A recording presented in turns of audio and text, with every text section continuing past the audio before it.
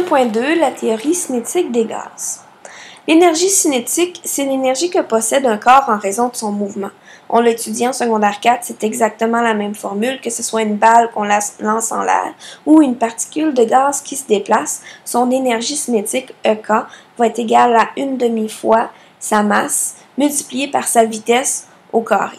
Cette équation-là, elle n'est pas à prendre par cœur, mais vous devez être capable de l'utiliser pour expliquer des comportements de gaz. Par exemple, si votre particule est 2 fois plus lourde, sa masse est 2 fois plus grande, son énergie sera 2 fois plus grande. Par contre, si sa vitesse est 2 fois plus rapide, étant donné que la vitesse est au carré, 2 au carré nous donne 4. Donc, elle aura 4 fois plus d'énergie. L'énergie cinétique d'un gaz est une moyenne de l'énergie de chacune de ses particules, parce que chacune des particules a sa propre vitesse.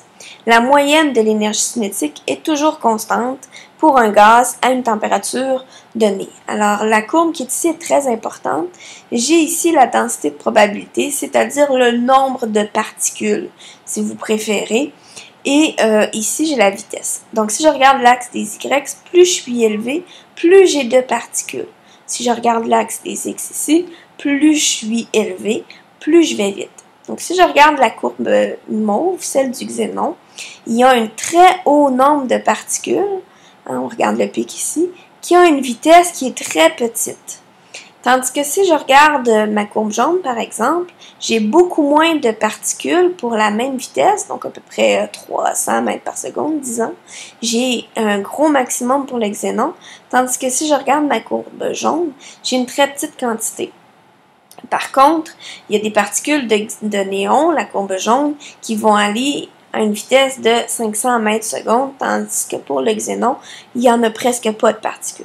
Donc, on a une distribution comme ça du nombre de particules par rapport à leur vitesse. Et lorsqu'on fait une moyenne de ces courbes-là, on retrouve la vitesse moyenne pour chacun des gaz.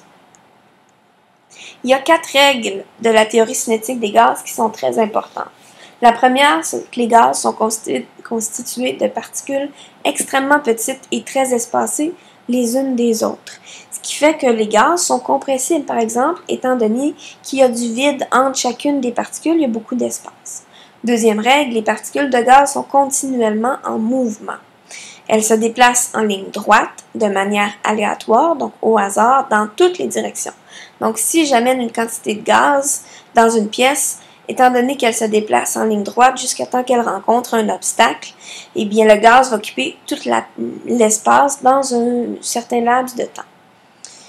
Troisième règle, lorsqu'une particule de gaz rencontre un obstacle, elle rebondit sans perdre d'énergie. Contrairement aux autres substances, si je lance une balle de tennis sur un mur, il va y avoir une perte d'énergie, la balle va être transférée au mur et la balle va avoir moins d'énergie. Les particules de gaz, lorsqu'elles entrent en collision entre elles ou avec un obstacle, elles rebondissent de façon élastique, c'est-à-dire qu'il n'y a aucune perte d'énergie lors du rebond. Ce qui est très important parce que la quantité d'énergie doit rester constante, même si en tout temps, il y a un paquet de collisions qui va se faire dans un gaz. Dernière règle, l'énergie cinétique moyenne des particules des gaz dépend de la température. Plus la température est élevée, plus les particules vont bouger rapidement, étant donné que l'énergie dépend de la vitesse. Donc, l'énergie va être plus grande avec une température qui est plus grande. Très important d'aller lire les détails de ces 4 règles-là aux pages 52 et 53 de votre cahier.